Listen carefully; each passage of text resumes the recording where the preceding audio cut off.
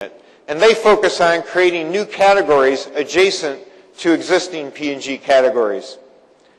We've also created innovation centers, what we call innovation hot zones, that help us solve tough innovation challenges by providing simulated in-home and in-store environments. P&G teams isolate themselves and interact with consumers and shoppers for days, weeks, and even months on end. Equally important, we've organized for the open innovation that I mentioned earlier. We see open innovation not as a form of outsourcing, but rather as a form of insourcing, the way to insource creativity of the world into our company. Less than a decade ago, only 15% of our new products had an external innovation component. Today, well over half of our innovation we're bringing to market includes ideas or technologies from outside P&G. For example, our Swiffer brand partners with Unicharm, Royal Dirt Devil, and IDEO for product, commercial, and design innovation. Another brand, Febreze, resulted from partnerships with KJK, Givaudan, and GK Design for technology, perfume development, and package design. The core pentapeptide technology at the heart of our Olay Regenerist came from Sederma. And we recently out-licensed P&G food technologies and packaging capabilities to ConAgra Foods, which is a good example of taking innovation out, not just bringing it in. We place great emphasis on building long-term relationships with our innovation partners. We want P&G to be the preferred innovation partner for large institutions and small entrepreneurs alike. We want the best innovators everywhere in the world knocking on our door first and giving us the first look at ideas, technologies, or fully baked products that we can commercialize on a scale that they can rarely do themselves, if at all. These relationships have become an indispensable part of P&G's innovation capability, and I could go on forever to talk about them. There are examples in virtually every P&G business, but the important point goes back to structure. It's important to be flexible, to adapt structures to meet specific business and organizational needs, but the need to be intentional about organizing for innovation is constant. The sixth driver of innovation at P&G is the mix of systems we've created to enable innovation throughout the company. More than any other factor, systems are the way we avoid dependence on eureka approaches to innovation. Innovation is a social process, but that doesn't mean it lacks discipline. We manage innovation with considerable rigor. We select innovation projects, we allocate resources, and we ultimately bring the best innovations to market with a highly disciplined process and system. Our innovation process can be broken down into 4 major phases. The first phase is what we like to think of as the search and discovery phase.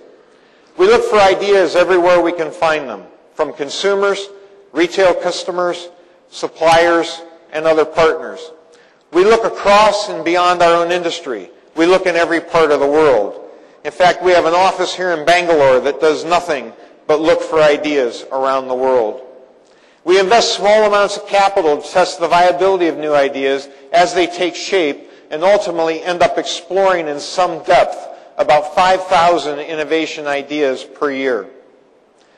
From this pool of early stage ideas, we move to our second phase, which is called select and resource.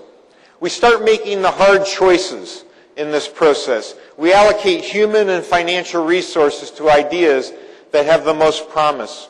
We combine others' ideas into bigger opportunities. The rest we kill, which is an important part of our innovation process. We kill far more projects than we green light.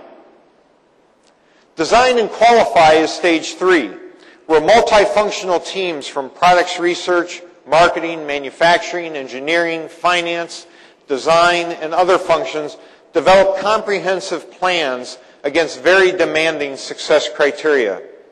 These plans are then qualified through a combination of virtual and physical tests. The few ideas that make it this far move into product launch pipeline the phase we call launch and leverage. This is where we work out the in-market details, the retail distribution, the pricing, consumer trial, repeat, purchase, and ultimately sales and profit. Products then flow to market around the world with sufficient investments to generate awareness and to generate multi-year trial necessary to create a $100 million, a $500 million, or even a billion-dollar brand. We call this innovation process simple. And as you can see, it is a relatively simple system for creating and launching innovative products. There are elements in each phase that represent proprietary knowledge, from consumer understanding methodologies to virtual qualification tools. But the overall process is clear, it's simple, it's standardized. We use the same system in every part of the company and in every country around the world. It works. The best example is our new product success rate. In the U.S., our largest single market, 1/3 of the most successful new products in our industry have come from Procter & Gamble over the past 13 years. Last year alone, 5 of the 10 best-selling new consumer products in our industry came from Procter & Gamble brands. There's no one-size-fits-all set of systems that companies can unwrap and implement. They need to be tailored, but the principle behind systems is that they must be sufficiently standardized to be replicable and to create scale. And they have to be flexible enough to guide ideas from discovery to the marketplace, or to oblivion, if that's where they belong. Creating an innovation culture is a particularly important driver. Innovation requires a certain kind of culture, one that is curious, one that is courageous, one that is connected, one that is collaborative, and one that's open-minded. A culture in which people want to take risks to identify game-changing, life-enhancing innovations.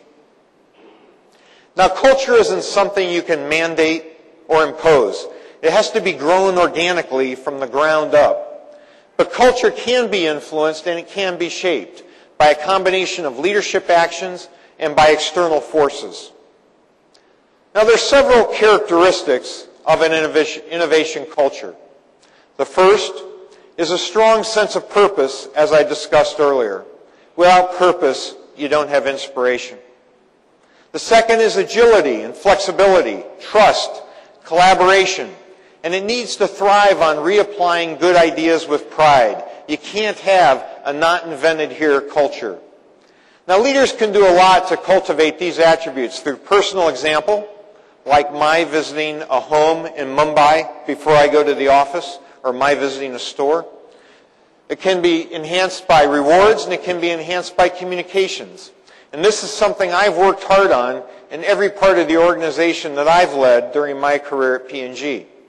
A good example of this is when I ran our Japanese operation in the mid-1990s. We had lost about 4% of our business each year for 5 years.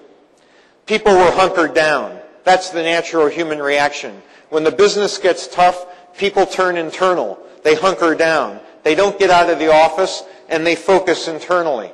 They weren't spending time with consumers in their homes or with shoppers in their stores. And they weren't spending much time with their families either. So I did a couple of things to jumpstart the kind of culture I wanted, to inspire people to perform at their peak and to get the business growing again.